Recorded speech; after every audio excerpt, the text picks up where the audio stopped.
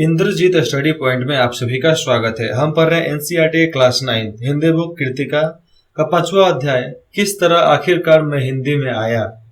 किस तरह मैं आखिरकार हिंदी में आया। लेखक का नाम है शमशेर बहादुर सिंह।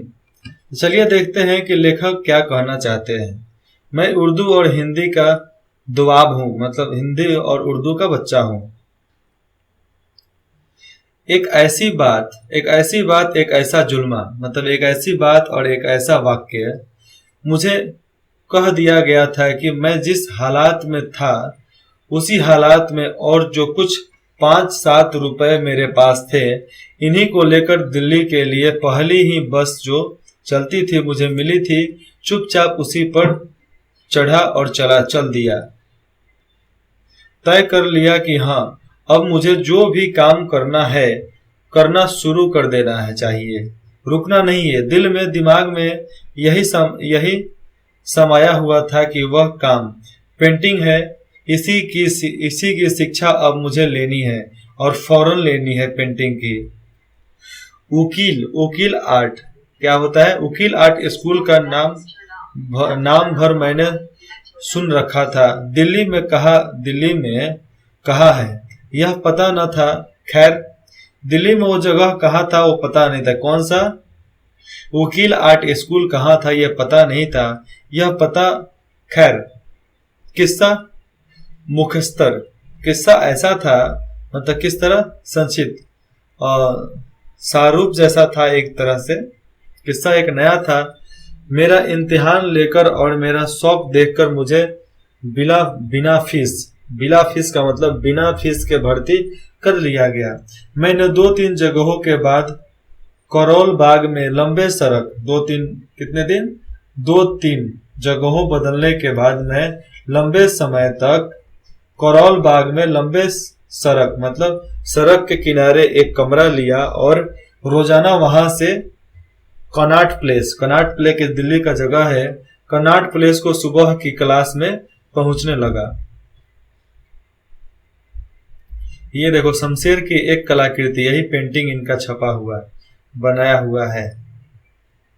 सूरज है, पहाड़ है, बादले हैं, घाटियां हैं, घास है, वगैरह वगैरह। रास्ते में कभी कभी चलते चलते ड्राइंग भी बनाता और कभी कभी यह साथ साथ कविताएं भी लिखता।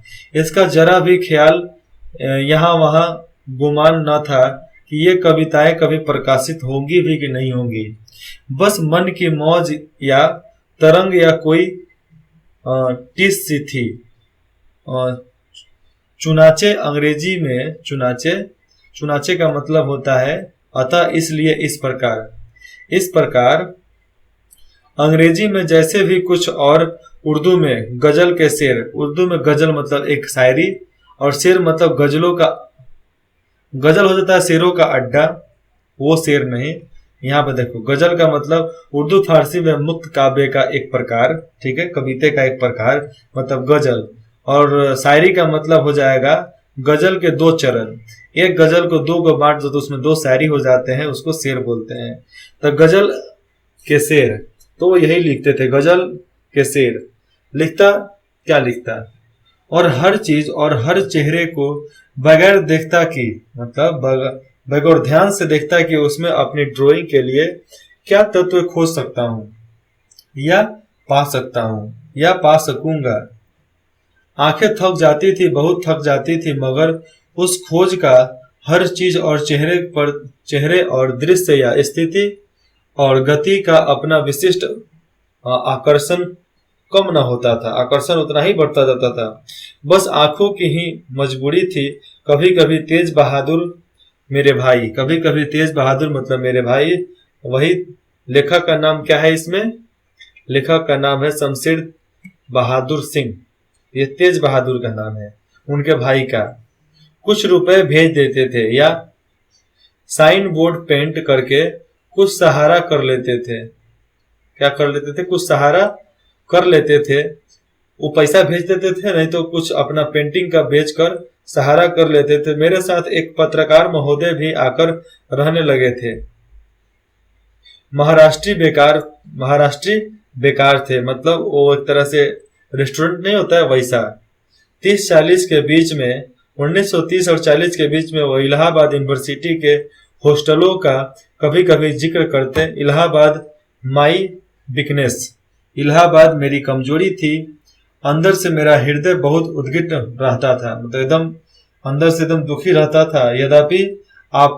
यद्यपि अपने को दृश्यों और चित्रों में खो देने की मुझमें शक्ति थी, कि दृश्यों और चित्रों में अपने आप को खो देना, मगर अंत से दुखी था। पत्नी का देहांत टीबी से हो चुका था, टीबी मतलब बीमारी से हो चुका था। दिल्ली की सड़कों पर अकेला, एकदम अकेला, और बस घूमता घूमता कविता घसीटता या सकेचता, मतलब उसको घसीटता या उसको संकोल कर रखता, चपेट कर, और अपनी खोली में आकर अपना अकेलापन खोल कर बोर होता, और अपने अकेलापन को अपने खोली में, अपने रूम में, अपने कक्ष में आकर आराम से उसको खोल कर बातें देखता और बोर होता, मतलब पक जाता। मेरे कवि मित्र और बीए के सहपाठी नगेंद्र शर्मा एमए कर चुके थे, और दिल्ली में एक बार उनसे मुलाकात भी हुई थी। पता नहीं वह कांग्रेस की राजनीति में संलग्न थे या कोई पत्रिका वसीला। वसीला का मतलब होता है जाहिर, सहारा, मतलब उसको जाहिर करना, ठीक है, सामने। पत्रकारी सहारिता खोज रहे थे, नौकरी एक तरह से, और चाहे यहाँ पर पत्रकारी वसीला था, तो पत्रकारिता की एक सहारा खोज रहे थे। तभी एक बार बच्चन स्टूडियो में आए। कौन आए? बच्चन स्टूडियो में आए। क्लास खत्म हो चुका था, मैं जा चुका था।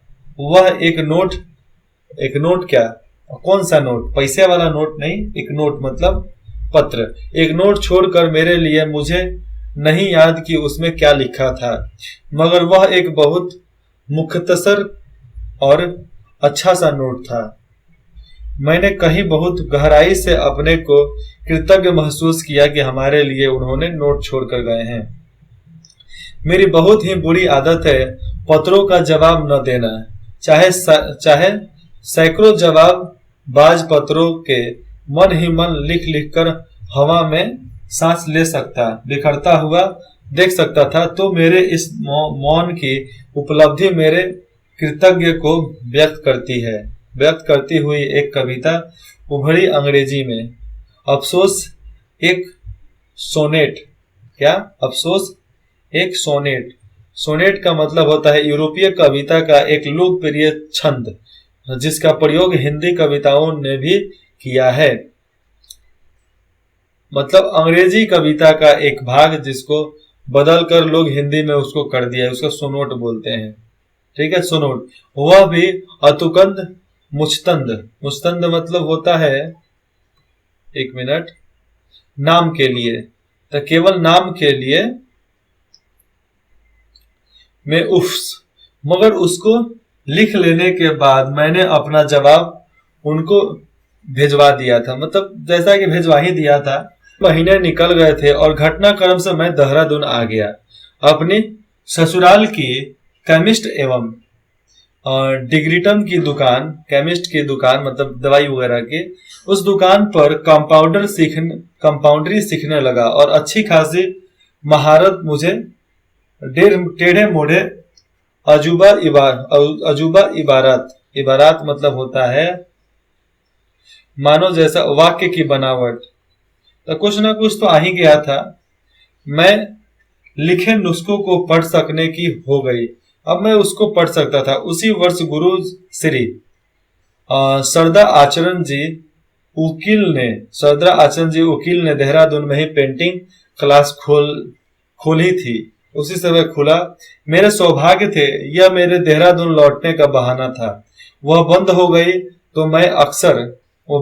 तो अक्सर मैं सोचता कि कविता और कला की दुकान में जो अब तक मेरी एकांत दुनिया रही थी, किसी से उसे गरज नहीं, और मेरी जो दुनिया थी अकेलापन, उससे किसी को कोई मतलब नहीं था, फर्क नहीं पड़ता था। अब भी बहुत कुछ वैसे ही बात है। अब मैं कहाँ हूँ? मेरी आंतरिक दिलचस्पियों से किसी को दिलचस्पी नहीं थी, मेरे दिल की बातों से किसी को लेना देना नहीं था, और मैं मुंह खोलकर कुछ नहीं कह सकता था किसी से भी। अपने से बड़ों का गुरुजनों का अदब लिहाज, उसके सामने मुंह न खोलना शायद मेरी घुट्टी में पड़ा था।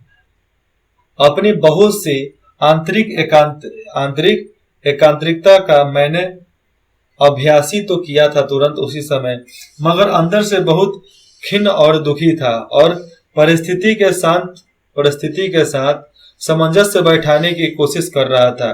कर्तव्य यहाँ तक हो चुका था कि ऐसे में न जाने क्यों एक दिन यह हुई वही सोनोट मैंने बच्चन को पोस्ट कर दिया। बच्चन गर्मियों की छुट्टियों में सन 1937 देहरादून आए। बृजमोहन गुप्ता के यहाँ ठहरे।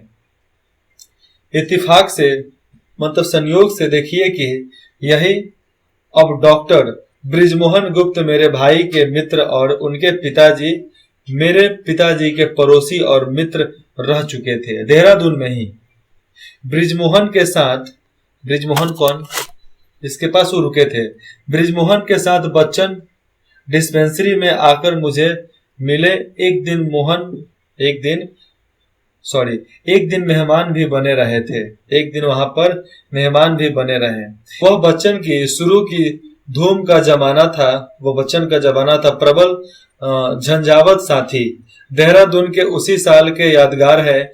किसी जोर की आंधी आई थी। उप्स, कितने बड़े बड़े पेड़ बिछड़े पड़े थे सड़क पे, एकदम टूट टूट कर गिरी थी। डहनियों की छतें, किसकी छतें, टीन की छतें और उड़ जाती थी। टीन की जो छत थी उड़ जाती थी। सब डहनी भी पेड़ का टूटा पड़ा था, इधर उधर गिरा था। और बच्चन उसी आधी बारिश में एक गिरते हुए पेड़ के नीचे आ जाने से बाल बाल बचे थे। हम सबका सौभाग्य था कि वो बच गए। आज मैं स्पष्ट देख रहा हूं कि जो तूफान उनके मन और मस्तिष्क की दुनिया में गुजर रहा था वह इसे भी कहीं प्रबल था। पत्नी वियोग हाल ही में हुआ था, और कैसी पत्नी का वियोग, जो इस मस्त नृत्य करते शिव की अवतार थी, मतलब शिव की जैसी थी। आत्मा से अर्धांगिनी थी हमारी। निम्न मध्य वर्ग के सन 1930 के भावुक आदर्शों और उत्साहों और संघर्षों की युवा संगिनी थी। मैं कल्पना, मतलब बहुत अच्छी दोस्त थी। मैं कल्पना ही कर सकता हूं कि वह कवि के लिए क्या कुछ न रही होगी पत्नी। कवि के लिए पत्नी बहुत कुछ होती है। एक निश्चल कवि जिसके आर पार आप देख सकते हैं। बात के धनी, वाणी का धनी, हृदय मक्खन, संलग्न फौलाद, हिम्मत फौलाद का ऐसा व्यक्ति ही साथी था। एक और बरखा की याद आ गई और एक और बरसात की बात याद आ गई। इस देहरादून की सी नहीं, यहाँ सी नहीं है, मगर भरी बरसात की झमाझम बरसात की बात याद आती है तो बरखा इलाहाबाद की, देहरादून की नहीं, इलाहाबाद की बात है। इलाहाबाद की गाड़ी पर पहुंचना था। रात का वक्त मेजबान इसरार कर रहा था। रात का वक्त भी ढलता जा रहा था, एकदम आगे बढ़ता ही जा रहा था। 3 नंबर है ना, इसहार आग्रह कर रहा था रात आने के लिए। भाई इस वक्त कुली न तांगा कैसे चलाएगा, इस वक्त कुली तांगा कैसे चलाएगा, सुबह तक रुक जाओ। मगर नहीं, बच्चन ने बिस्तर कंधे पर रखा और स्टेशन की तरफ रवाना हो गए। जहां पहुंचना था वक्त पर पहुंचे। इलाहाबाद में मुझे वचन ही खींच कर ला सकते थे। इलाहाबाद मुझे वचन ही खींच कर ला सकते थे। कोई इस संभावना की कल्पना भी नहीं कर सकता था, मैं स्वयं नहीं। और उस पर मैं वचन को तब जानता भी कितना था, ज्यादा नहीं जानता था। बराए नाम, मतलब एक तरह से अनजान थे हमारे लिए, नाम के लिए दिखाने को। मगर उस परिचय के जितने भी क्षण थे स्ट्रिक्ट थे, मतलब एकदम सही थे। वे मात्र क्षण ही, आजकल की तरह ही मैं बहुत कम कहीं आता जाता हूँ और किसी से मिलता भी बहुत कम हूँ। मुझे इसकी कभी कोई जरूरत नहीं महसूस हुई थी। शायद ऐसा वहम मुझे था, जो वहम ही था, और मेरी निजी एकांत की दुनिया में मेरे साथ चलने वाला कोई नहीं है। और क्यों हो? खैर, यह 1936 से 37, 37 से 38 के साल थे। जी हाँ। तो बच्चन ने मुझसे कहा, तुम यहाँ रहोगे तो मर जाओगे, चलो इलाहाबाद और एमए करो इत्यादि वगैरह। और तुम्हारी दुकान पर बैठने वाले देहरादून में प्रसिद्ध डॉक्टर मुझसे कह रहे थे, तुम इलाहाबाद जाएगा तो मर जाएगा। मगर मैं तो देख चुका था कि फेफड़े के मरीज के लिए, गरीब गुरबा के लिए वह क्या नुस्खा लिखते थे। कैल्शियम लैक्टेट 3 टाइम लिखते थे, 3 टाइम ऑर्डर करते थे खाने के लिए। कैल्शियम लैक्टेट उन दिनों 2 आने में 1 आउंट आता था, 2 आने में 1 आता था, 1 खुराक। मैं अपने दिल में बेफिक्र था, मन से बेफिक्र था कि मैं तो जाऊंगा। इलाहाबाद आया तो बच्चन ने क्या किया? बच्चन ने पिता मेरे लोकल गार्जियन के खाने में दर्ज हुए। उन्होंने उर्दू फारसी की सूफी नज्मों का एक संग्रह बड़े स्नेह से मुझे दिया था। वह आशीर्वाद अरसे तक मेरे साथ था, मतलब बहुत समय तक साथ था। एक अर्थ में आज भी है वो मेरे पास। अब तो मर गए हैं वो। और बच्चन ने एमए प्रीवर्स और फाइनल के दोनों सालों का जिम्मा लिया और कहा, देखो, जब भी तुम इस कालीब को जाओगे, जब भी इस परीक्षा के लिए जाओगे, यानी तुम्हारी नौकरी लग जाएगी, तब वापस कर देना, चिंता मत करो। न इस काबिल हुआ और न मैंने चिंता की। बच्चन का प्लान यह था कि मैं किसी तरह एक काम का आदमी बन जाऊं, केवल काम का आदमी बन जाऊं। उसके स्वयं अंग्रेजी में फाइनल कर लेने 10 साल की मास्टरी के बाद और बीटेक कर लेने के साथ साथ मैं यूनिवर्सिटी से डिग्री लेकर फारिग हो चुका, मतलब पास हो चुका, ताकि कहीं पैर जमाकर खड़ा हो सकूं। सो कहाँ होना था, कहीं ना कहीं यह बात पिताजी की सरकारी नौकरी को देखकर मेरे दिल में बैठ गई थी कि नौकरी नहीं करनी है। मैंने कभी कोई तर्क वितर्क अपने आप से नहीं किया। मेरे ख्याल हैं, और अब मैं साफ साफ देख सकता हूं कि कह सकता हूं कि यह बस घोचूपने की हद थी और पलायन।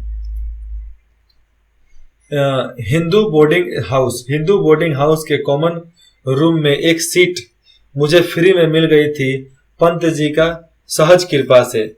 मैं कभी नहीं भूलूंगा। इंडियन प्रेस से अनुवाद का काम मिला था। अगर सचमुच कोई बात मेरे समझ में आती तो वह एक ही थी, अब मुझे हिंदी कविता गंभीरता से लिखनी है, जिससे कि मेरा काम बिल्कुल छूट चुका था। मतलब वो तो मेरा था ही नहीं, हिंदी तो मैंने कभी पढ़ा ही नहीं था।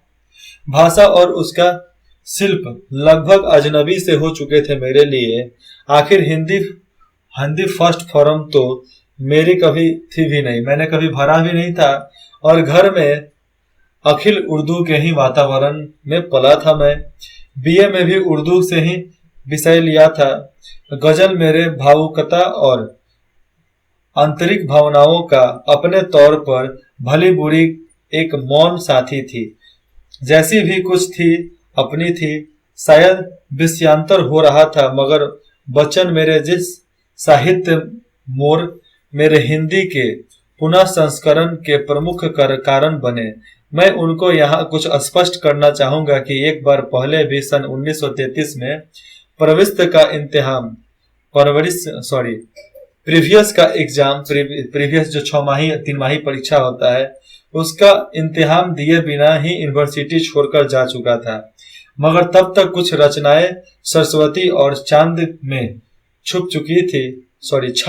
वहां पे सरस्वती में और चांद 2 प्रकाशन था जहां पर मेरी पत्रिकाएं छप चुकी थी। और बच्चन ने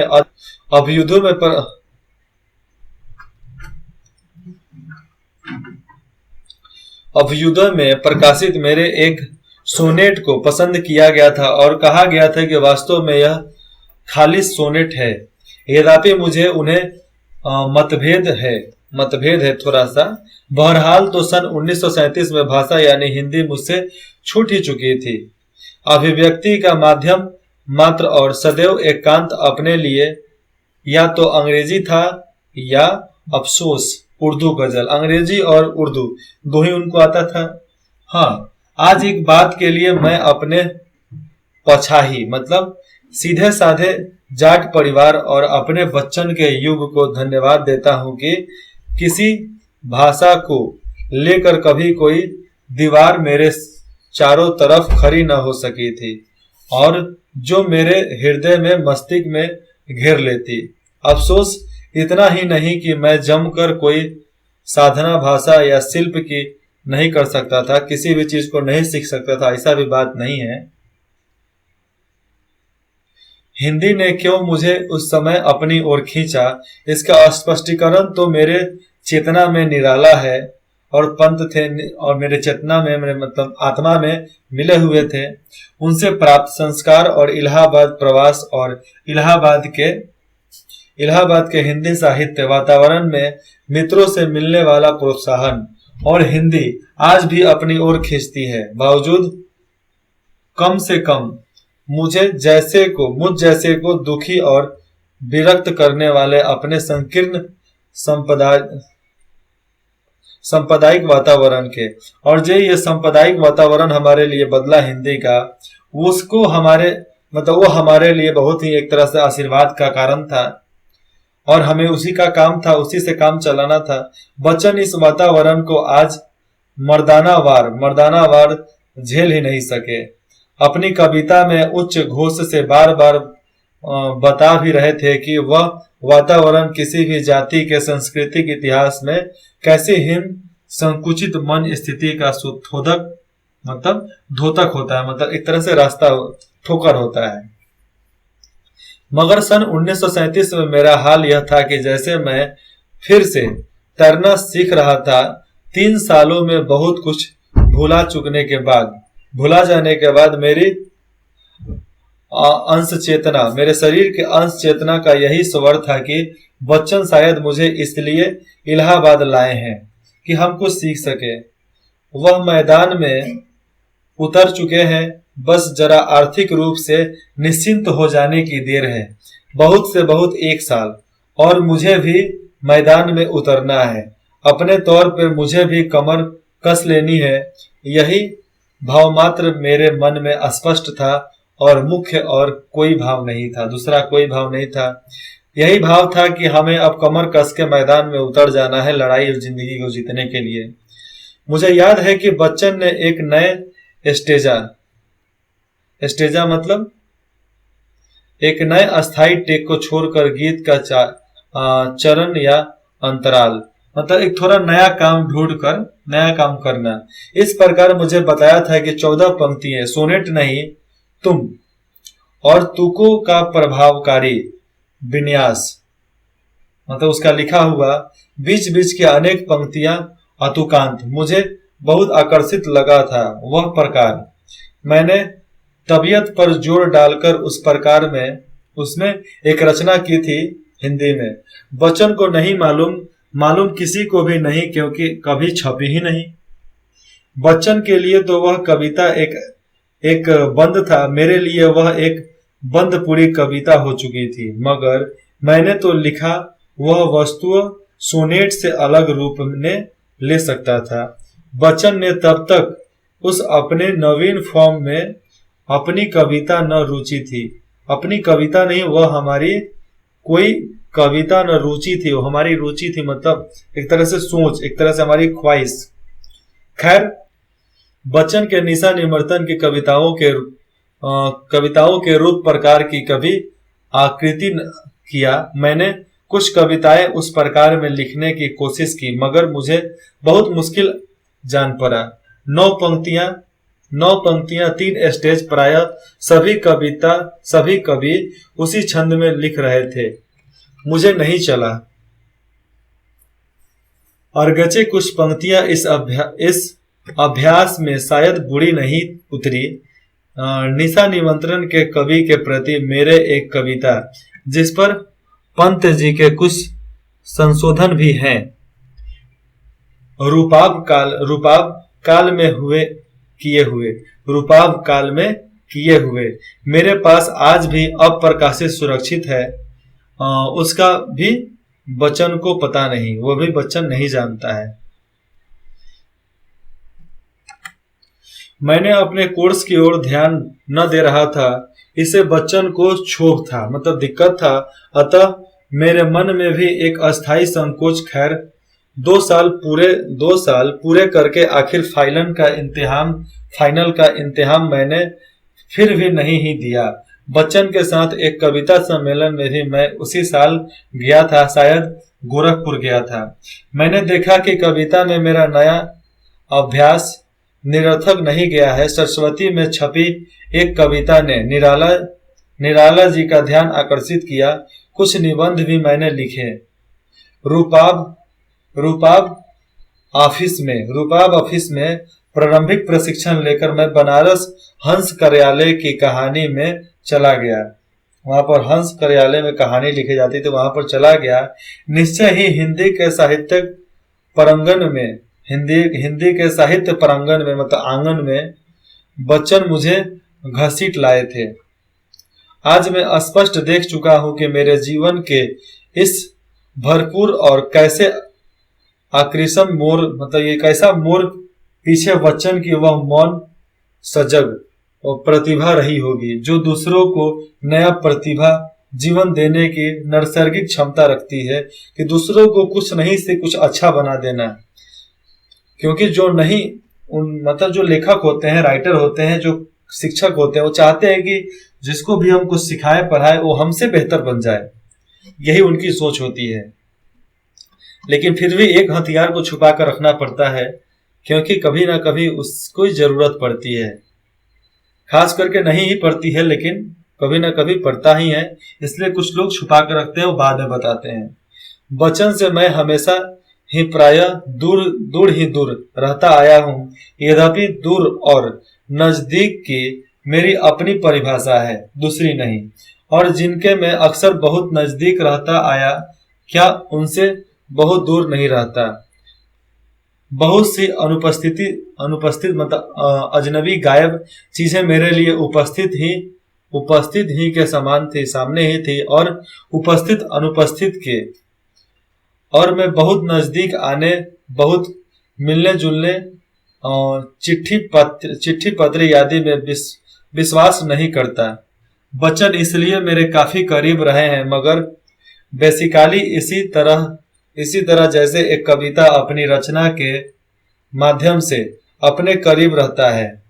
जो भी रचना करने वाला होता है, कवि अपने कविता से जितना करीब रहता है, उसी तरह वह भी बेसिकली उसकी तरह करीब रहता था, अपने साथ रहता था। किसके साथ? अपने साथ रहता था, जिससे हम कभी नहीं मिलते या मिल सके, युगों का व्यवधान होने के कारण, मतलब बहुत इंतजार करने के कारण। ये युग एक ही जगह प्रस्तुत भी हो सकते हैं, अतः मिलने या न मिलने का कोई अर्थ नहीं बैठता। इसी तरह बच्चन अपने व्यक्तित्व में, जिसे कुल मिलाकर मैं उनके श्रेष्ठता से, श्रेष्ठ कवियों से भी बड़ा आंकता हूँ। बहुतों की तरह जिस तरह अलग अलग सब लोग होते हैं, मेरे भी नजदीकी है। और यह एक बिल्कुल सहज और असामान्य और स्वाभाविक ही बात है। इसका सहज, स्वाभाविक और सामान्य होना, आसान होना मतलब सहज मतलब सबको मिल जाना, स्वाभाविक मतलब एक तरह साधारण होना, एक जैसा सामान्य होना अच्छा लगता था। मुझे बहुत अच्छा लगा, क्योंकि वह मुझे अपनी जगह पर मुक्त भी रखता है। मेरा अनुमान है कि और सैकड़ों व्यक्तियों को ऐसे ही अनुभव हुआ होगा। अनुमान ही क्यों, मुझको मालूम है कि क्या हुआ। मैं अपने इस अनुभव को विशिष्ट या विशेष नहीं मानता। वस्तु ऐसा कुछ विशिष्ट या विशेष दुनिया में नहीं हुआ करता। बच्चन जैसे लोग भी ऐसी कुछ विशिष्ट या विशेष दुनिया में नहीं हुआ करते। बच्चन जैसे लोग भी दुनिया में हुआ करते हैं, और वह हमेशा ही ऐसे ही हैं। असाधारण कर मैंने उनकी मर्यादा कम नहीं करना चाहता, मगर यह साधारण और सहज पर्याय दुष्पर्याय भी है। मतलब एक तरह से गलत भी है, थोड़ा मोड़ा गलत तो है। बात अजब है मगर सच है। मगर यह साधारण और सहज प्राय दुष्पर्याप्त, इसका मतलब अब देख लो, यहाँ पर लिखा होगा जिसका मिलना कठिन हो, और वैसे लोगों से मिलना कठिन होता है। साधारण होते हैं लेकिन मिलना कठिन होता है। यह बात अजब है लेकिन यह बात सच है। जो लोग थोड़ा खिसके हुए होते हैं, उन लोगों से मिलना उतना आसान नहीं होता है। वो लोग बहुत मुश्किल से मिलते हैं, कभी बहुत मेहनत करने के बाद। प्रश्न अभ्यास। वह ऐसी कौन सी बात रही होगी जिसने लेखक को दिल्ली जाने के लिए बाध्य कर दिया? 2 नंबर, लेखक को अंग्रेजी में कविता लिखने का अफसोस क्यों रहा होगा? 3 नंबर, अपनी कल्पना से लिखिए कि बच्चन ने लेखन के लिए नोट में क्या लिखा होगा? 4 नंबर, लेखन ने बच्चन के व्यक्तित्व के किन किन रूपों को भरा है? 5 नंबर, वचन के अतिरिक्त लेखन को अन्य किन लोगों तथा किस प्रकार का सहयोग मिला? लेखन के हिंदी लेखन में एकदम रहने का क्रमानुसार वर्णन कीजिए कि वो रहते थे तो कैसा लगता था। लेखन ने अपने जीवन में जिन कठिनाइयों को झेला है उसके बारे में लिखिए और बताइए कि क्या क्या उन्होंने झेला है। यहाँ पर अपना ये बुक खत्म होता है। लेखक के परिचय आप किताब में पढ़ सकते हैं, फणीश्वर नाथ रेणु। उसके बाद से मृदुला गर्ग का जन्म कब हुआ था, मृत्यु कब हुआ था, मैं बता देता हूँ। फणीश्वर नाथ 1921 में जन्मे और 1977 में मर गए। मृदुला गर्ग 1938 में जन्म हुआ, 1974 में मर गई। जगदीश चंद्र माथुर 1917 में जन्म हुआ, 1978 में मृत्यु हो गई। विद्यासागर नौटियाल 1933 में जन्म हुआ और 2012 में उनकी मौत हुई है। उसके बाद आते हैं शमशेर बहादुर सिंह, सन 1911 में जन्म हुआ और 1993 में मर गए थे। इनके बारे में आप पूरी जानकारी, मतलब थोड़ी सी संक्षेप में जानकारी आप यहाँ से पढ़ सकते हैं। आपके पास है बुक, इसमें पढ़ सकते हैं। यहाँ पर ये पूरा बुक खत्म होता है। फिर मिलते हैं किसी दूसरे बुक में, 9th क्लास के, चाहे 10th क्लास के, चाहे 11th क्लास के। इंद्रजीत स्टडी पॉइंट में जुड़ने के लिए आप सभी का बहुत बहुत धन्यवाद। आप जो सलाह देना चाहते हैं, फीडबैक देना चाहते हैं, आप जरूर दें, हमें उसका इंतजार रहेगा। धन्यवाद।